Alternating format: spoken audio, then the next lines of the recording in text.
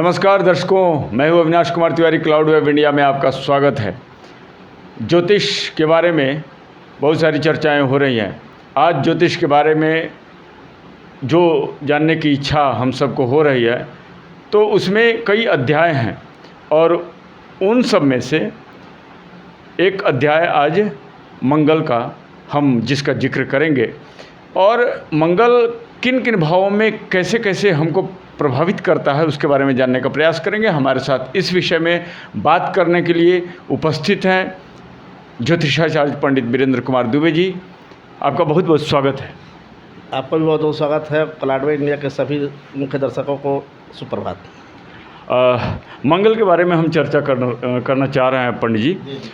मंगल अगर प्रथम भाव में हो तो उसका क्या फल प्राप्त होगा जातक को? मंगल लग्न में बैठकर मांगलिक आदमी को बनाता है, इंसान को मांगलिक बनाता है, लेकिन मंगल उत्साही, एनर्जेटिक और साहसिक बनाता है। अब ये देखना है कि मंगल लग्न में बैठ करके किस राशि पर है।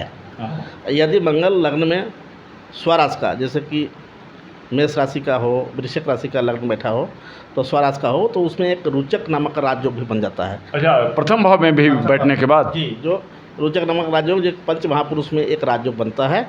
और लग्न में बैठ के मंगल जो है साहसी और पराक्रमी बनाता है। लेकिन यदि वही लग्न में मंगल कन्या राशि का हो या अपने शत्रु राशि पर बैठ कर के लग्न बैठा हो तो पूर्ण मांगलिक बनाता है। ऐसे व्यक्ति के दाम्पत्य जीवन जो है खतरे में चला जाता है या मैरिज लाइफ ठीक नहीं होते हैं, और ऐसे आदमी के सिर में चोट लगने का ज़्यादा संभावना होता है। और अगर शत्रु राशि पर लग्न में मंगल है और लग्नेश की स्थिति अगर बलिष्ठ नहीं है या लग्न पर कोई शुभ ग्रह की दृष्टि नहीं पड़ रही है, तो ऐसे आदमी को अक्सर देखा गया है, या चंद्रमा की स्थिति अगर कमज़ोर हो गई तो ऐसे आदमी अल्पायु भी देखे गए हैं या उनको अकाल मृत्यु का भी सामना करना पड़ता है।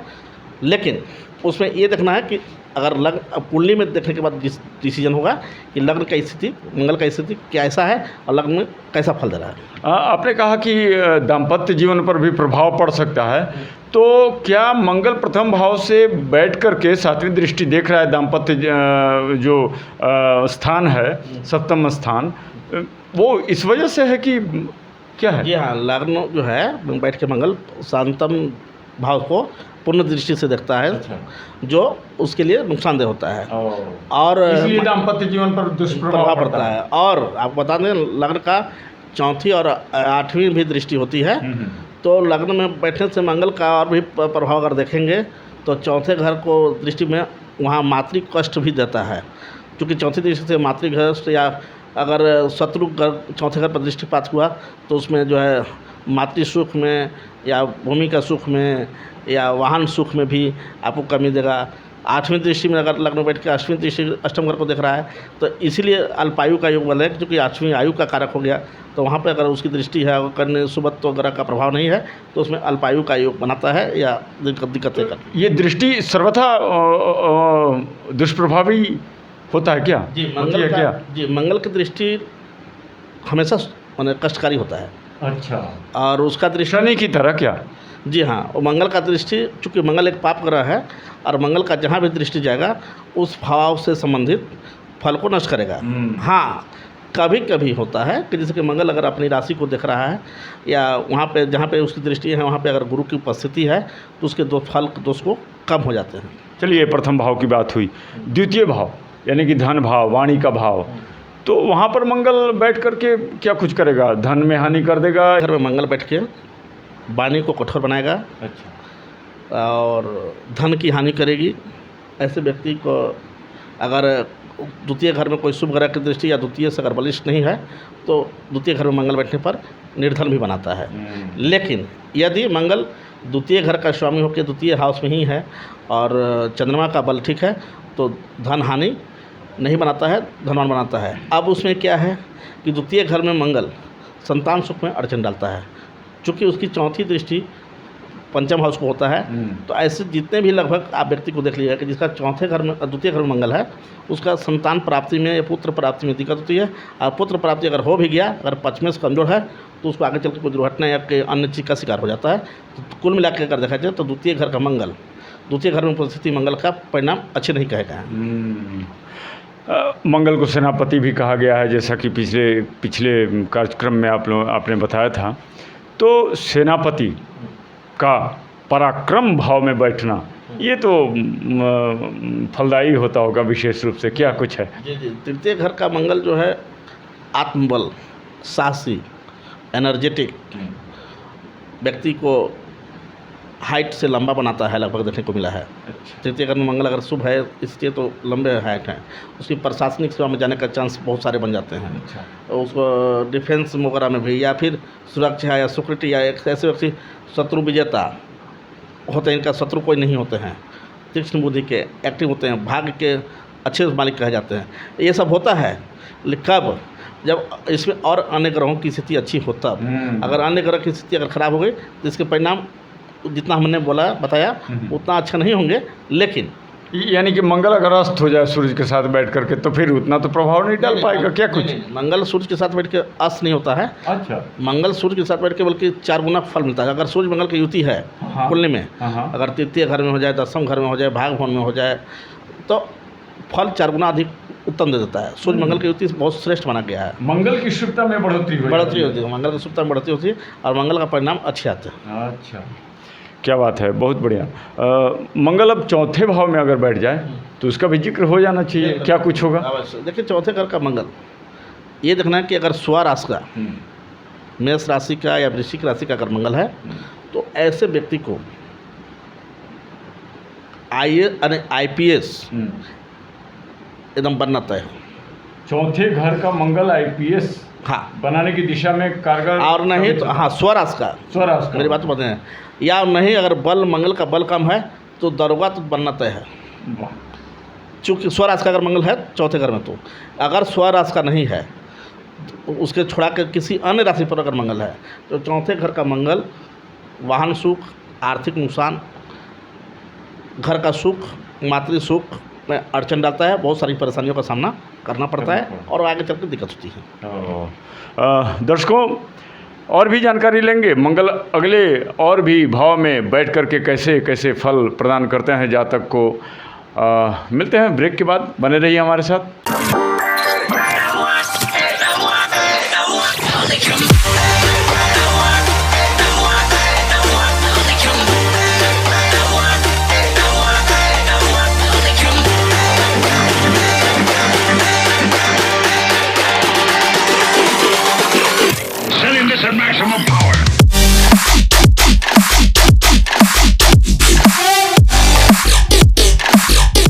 दर्शकों, ब्रेक के बाद मंगल की चर्चा हो रही है, किन किन भावों में कैसे कैसे वो प्रभावी हमारे लिए सिद्ध होता है। चौथे भाव तक की बात हो चुकी है हमारी। पंचम भाव में अगर मंगल बैठता है तो क्या कुछ होगा? देखिए, पंचम भाव में मंगल यदि स्वराशि का बैठ गया तो अच्छे परिणाम होंगे। व्यक्ति कुशाग्र बुद्धि का, तीव्र बुद्धि का, तीक्ष्ण का, साहसिक, नेतृत्व क्षमता, रुचक महाजोग, राज्यों का निर्माण करेगा। अच्छा परिणाम। पंचम भाव में भी बैठ करके मंगल रुचक मंगल का कोई भी ग्रह का कंसेप्ट है कि अगर ग्रह केंद्र या त्रिकोण में स्वराशि का या उच्च का अगर बैठता है तो रुचक, वह एक पंच महापुरुष का ग्रह का निर्माण होता है, जिसमें मंगल स्वराशि का या उच्च का अगर केंद्र या त्रिकोण बैठा है तो रुचक नामक राज्यों का सृष्टि करता है। तो मंगल अगर मेष राशि का या वृश्चिक राशि का या मकर राशि का अगर मंगल बैठता है तो रुचक नामक राज्यों को बनाता है। ऐसे आदमी साहसी प्रवृत्ति के होते हैं, लीडर होते हैं, तीक्ष्ण बुद्धि के मालिक होते हैं, एक्टिव होते हैं और उत्तम ज्ञान के होते हुए आगे उच्च श्रेणी में प्रशासनिक में अत्यधिक लाभ या बैंकिंग सेक्टर में अत्यधिक लाभ को प्राप्त करते हैं। कब ये स्थिति हुई?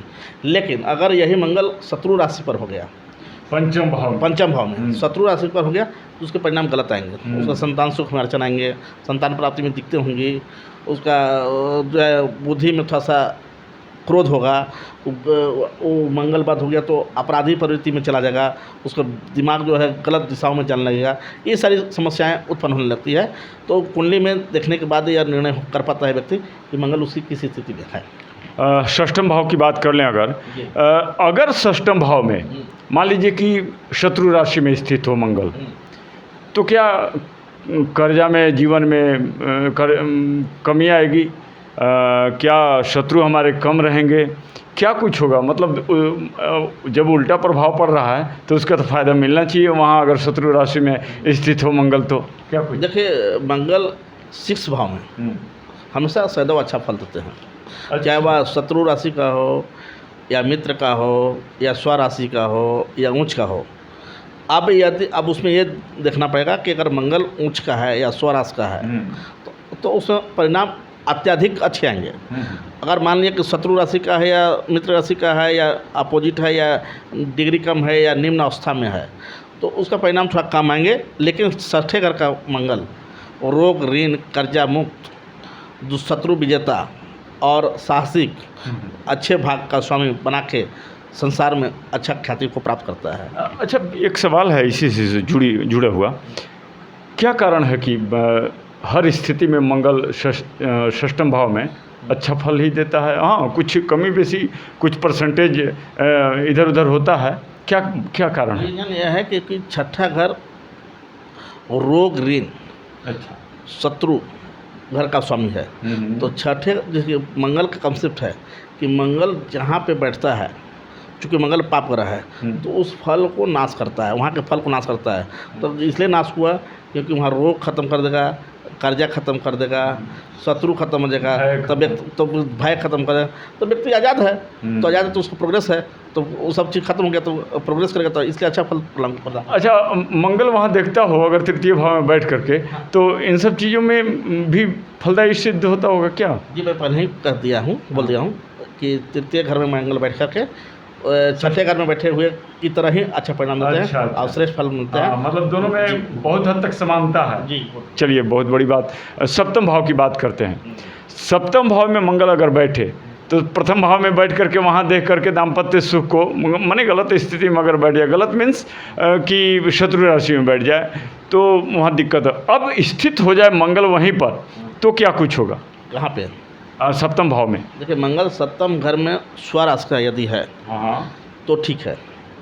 फिर भी व्यक्ति चाहे मेल हो या फीमेल थोड़ा था संसारिक जीवन में, ऐसे ज्योतिष में तो उसको खराब नहीं मानते हैं, कैरेक्टरलेस बनाता है। अच्छा, मंगल सप्तम भाव में बैठ करके कैरेक्टरलेस कर देता है, चरित्रहीन बनाता है। और स्वराशि के होने पर यदि शत्रु राशि का हो या डिग्री अंश में हो या पापा से ग्रसित हो या बैठ के सप्तम घर में, मंगल का परिणाम हमेशा खराब होता है। और ऐसे आदमी का दाम्पत्य जीवन खराब होते हैं। ऐसे आदमी का अक्सर देखा कि 2 शादी होते हैं या तलाक होता है या उसका पति पत्नी में मतभेद हो जाता है, मैंने उस मैरिज लाइफ को डिस्टर्ब कर देता है, तो हंस कर देता है। अगर मंगल सप्तम भाव में चंद्रमा के साथ बैठ जाए तो क्या होगा? तभी मैं चंद्रमा की अगर बल सही नहीं होगा तो तलाक हो जाएगा या मैरिज लाइफ डिस्टर्ब हो जाएगा या गड़बड़ हो जाएगा। या अगर चंद्रमा की स्थिति ठीक ठाक है तो उस पति पत्नी में शादी होगी, डाइवोर्स तो नहीं होगा लेकिन उनमें दूरी बने रहेगी, उन लोग में रिलेशन अच्छा नहीं रहेंगे और ऐसे व्यक्ति जातक या जातिका चरित्र से गड़बड़ रहेंगे। एक अंतिम प्रश्न आपसे, अगर मंगल मान लीजिए कि सप्तम भाव में गुरु की राशि बन रही हो और गुरु वहाँ पर स्वराशि का हो, साथ में मंगल भी बैठा हुआ हो, गुरु और मंगल की युति हो, तो कैसा रहेगा? देखिए स्वराशि को तो हमारे लिए दाम्पत्य जीवन गड़बड़ रहेगा, माने डावाडोल स्थिति रहेगी, शादी नहीं हो पाएगी, जल्दी शादी नहीं हो पाएगी, या अगर शादी हो भी तो गड़बड़ होगा। अब इसमें ये देखना है कि वो मेल का है या फीमेल का है। अगर मेल का है तो शुक्र की स्थिति देखनी होगी। अच्छा। शुक्र का बलाबल है तो कुछ क्षणिक सुख मिलता है।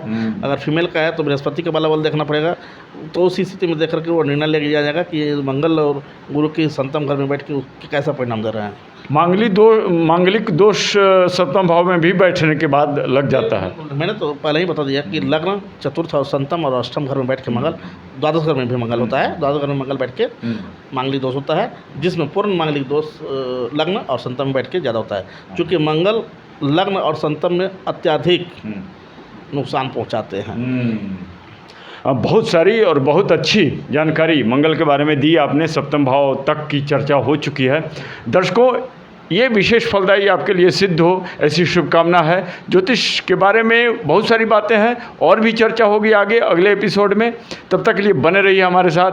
आपका बहुत बहुत स्वागत है हमारे लिए समय निकालने के लिए। धन्यवाद आपको और क्लाउड इंडिया के सभी मुख्य दर्शकों को भी।